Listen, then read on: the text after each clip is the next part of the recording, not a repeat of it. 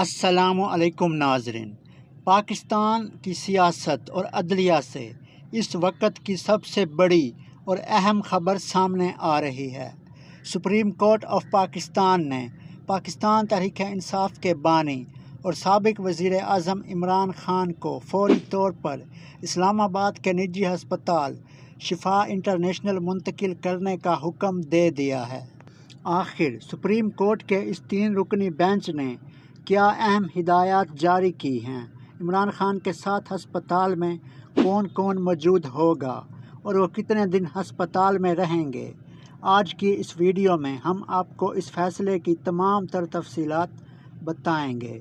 Video को आखिर तक ज़रूर देखिएगा।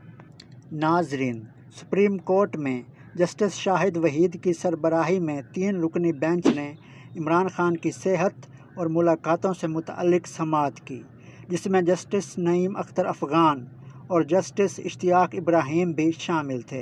अदालत ने समाअत के दौरान इंतहाई अहम और वाज़ेह अहकामात जारी किए हैं। अदालत ने हुक्म दिया है कि इमरान खान को सख्त सिक्योरिटी के हिसार में आज ही शिफा इंटरनेशनल हस्पताल मुंतकिल किया जाए और इस बात को यकीनी बनाया जाए कि हस्पताल के बाहर अमन व अमान की सूरत हाल बिल्कुल मुतासिर ना हो।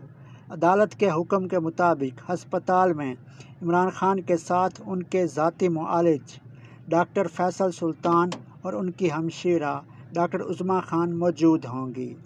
हस्पताल के तमाम अखराजात इमरान खान की फ़ैमिली बर्दाश्त करेगी और इमरान खान के इलाज व मुआवजा के लिए एक मेडिकल बोर्ड भी तश्कील दिया जाएगा, जिसकी रिपोर्ट अदालत में जमा होगी। सबसे अहम बात यह है कि अदालत ने इस केस की अगली समाअत 16 सितंबर तक मुलतवी कर दी है, जिसका सीधा मतलब यह है कि इमरान खान तकरीबन 1 महीने तक शिफा इंटरनेशनल हस्पताल में ही ज़ेरे इलाज रहेंगे।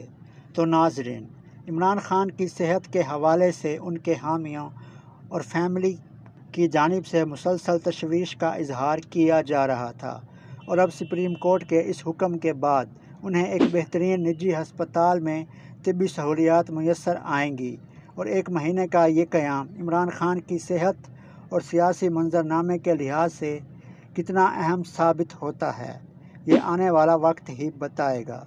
क्या आप सुप्रीम कोर्ट के इस फैसले से मुतमईन हैं?